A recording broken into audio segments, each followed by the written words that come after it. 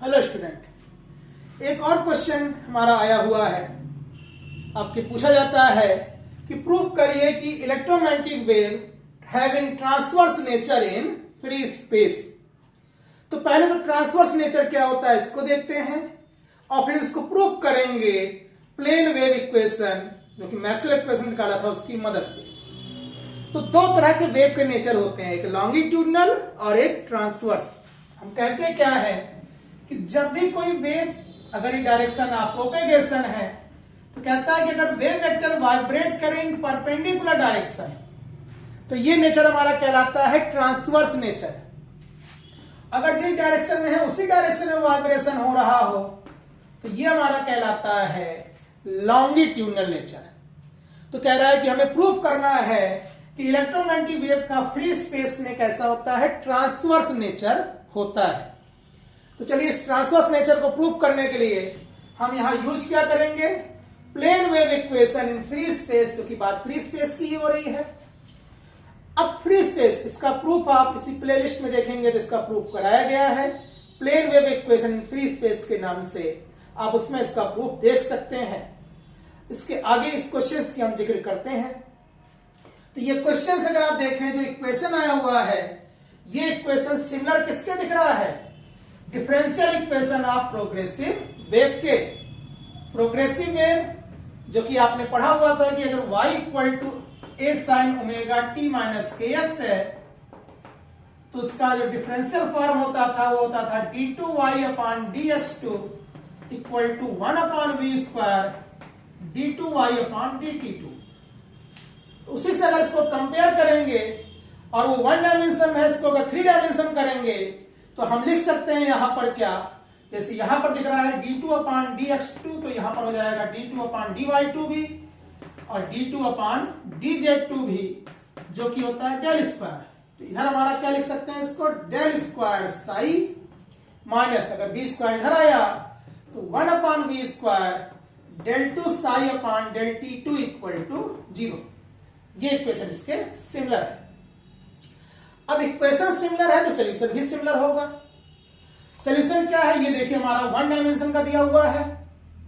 अगर 1 डायमेंशन का दिया हुआ है तो इससे अगर ये 3 डायमेंशन की बात करेंगे तो क्या हो जाएगा, तो 3 डायमेंशन की बात करेंगे तो ये हो जाएगा psi equal to psi not, psi equal to psi not E की पावर माइनस आई ओमेगा टी माइनस, साइन को हमें आयलर थ्योरम से ई की पावर में भी लिख सकते हैं।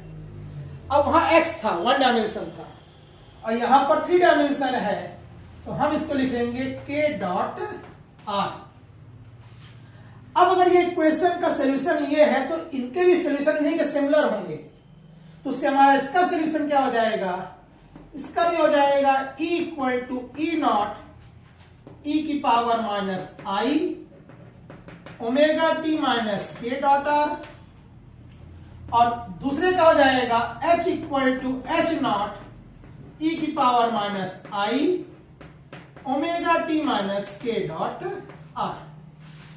यह हमारा इलेक्ट्रिक और मैग्नेटिक फील्ड का सॉल्यूशन हो गया, जो कि कहलाता है plane wave solution in the free space.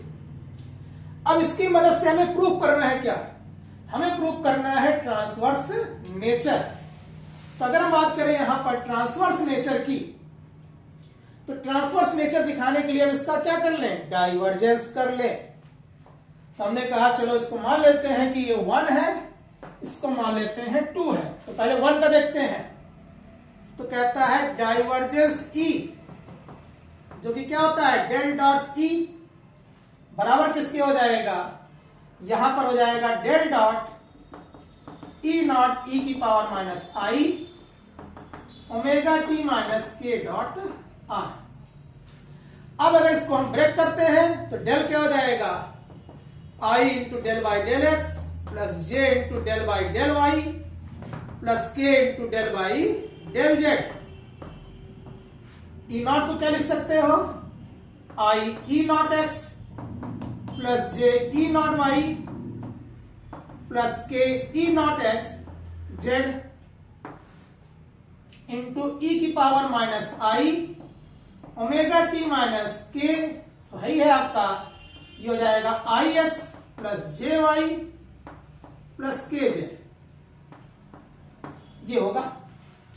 जब आप इसका डाइवर्जेंस करेंगे, एक बार हम कह सकते हैं कि x फिर y फिर z और सॉल्व करेंगे, तो जो इसका रिजल्ट आएगा, वो रिजल्ट हम यहां पर दिखाते हैं, वो रिजल्ट आएगा यहां पर i के e नॉट e की पावर माइनस आई ओमेगा टी माइनस के डॉट आर, जिसको आप लिख सकते हैं आई के dot vector E, equation number 1 से। अब जिसने डाइवर्जेंस पढ़ा है वो तो इसको सॉल्व कर लेगा, जिसने अभी पढ़ा हुआ है। पर अभी इंजीनियरिंग फिजिक्स में अगर आपने डाइवर्जेंस का मतलब वेक्टर अलजेब्रा नहीं पढ़ा हुआ है, तो ये सॉल्यूशन कहां से आया, तो उसको आप याद रखने का मैं ट्रिक बता रहा हूं, पर वो ट्रिक डाइवर्जेंस की नहीं है। वो ट्रिक ये कहता है कि सपोज कि इस इक्वेशंस को आर रिस्पेक्ट में कर रहे हो, तो जो रिजल्ट आएगा वही डाइवर्जेंस करने के बाद इस क्वेश्चन में आएगा। तो जैसे अगर आर रिस्पेक्ट में करते तो क्या होता, पहले ये पूरा रिपीट होता, और फिर यहां पे देखो माइनस माइनस प्लस प्लस आई के बाहर आएगा, आर का आर रिस्पेक्ट में 1 हो जाएगा। तो ये रिजल्ट आ रहा है डाइवर्जेंस लेने पर यहां पर। तो खाली मैं यहां पर कह रहा हूं कि याद रखने के लिए आप कह सकते हैं कि डाइवर्जेंस ई की जो वैल्यू आई है वो आई के डॉट ई आई है। ये तो डाइवर्जेंस आया आपका इक्वेशन नंबर 1 का लेने पर। अगर यही आप इक्वेशन 2 पर लगा दें सिमिलरली, तो जैसे यहां पर ई लगाने पर ये आया हुआ है आई के डॉट ई, सिमिलरली आप फॉलो करेंगे तो डाइवर्जेंस एच बराबर क्या हो जाएगा, आई के डॉट एच, ये हो जाएगा इक्वेशन नंबर 4। अब देखिए ये हमारा डाइवर्जेंस निकालने पर आया हुआ है। अब कह रहा है कि निकालना क्या है, आपको फ्री स्पेस में निकालना है कि ट्रांसवर्स नेचर होता है। तो फ्री स्पेस में अगर आप मैक्सवेल इक्वेशंस की बात करें, तो मैक्सवेल फर्स्ट इक्वेशंस कहता है फ्री स्पेस में कि डाइवर्जेंस ई इक्वल टू क्या होता है, 0। और मैक्सवेल का सेकंड इक्वेशन कहता है कि डाइवर्जेंस एच बराबर भी क्या होता है, 0। अगर ऐसा है तो देखिए यहां पर इसको हम रख देते हैं तुलना में। तो मैक्सवेल फर्स्ट इक्वेशंस को अगर यहां पर अप्लाई करते हैं तो क्या हो जाएगा, आई के डॉट ई इक्वल टू 0। आई तो इमेजिनरी टर्म है, ये तो नॉन जीरो है, तो ये हो जाएगा के डॉट ई इक्वल टू 0। अच्छा सेकेंड इक्वेशन यहां अप्लाई कर दे तो सेकेंड इक्वेशन अप्लाई करेंगे तो डाइवर्जेंस एच इक्वल टू 0, तो इससे हो जाएगा आई के डॉट एच इक्वल टू 0। तो आई तो नॉन जीरो वैल्यू है, तो ये हो जाएगा के डॉट एच इक्वल टू 0।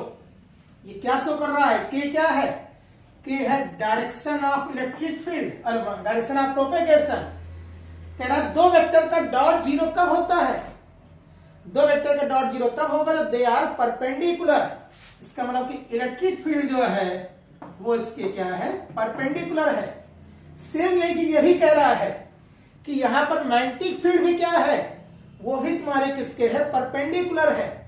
तो इसका मतलब क्या हुआ, ये इक्वेशन दर्शा रहा है, ये इक्वेशन दर्शा रहा है कि अगर हमने ये डायरेक्शन ले ली प्रोपेगेशन की, तो electric field as well as magnetic field both are perpendicular to the direction of propagation. और यही आपका क्या कहलाता है, ट्रांसवर्स नेचर। तो ट्रांसवर्स नेचर में हमें यही दिखाना है k dot E equal to 0 and k dot H equal to 0। ये भी बहुत इंपॉर्टेंट क्वेश्चन है जो आपका पूछा गया है, जिसका ये सोल्यूशन है। धन्यवाद।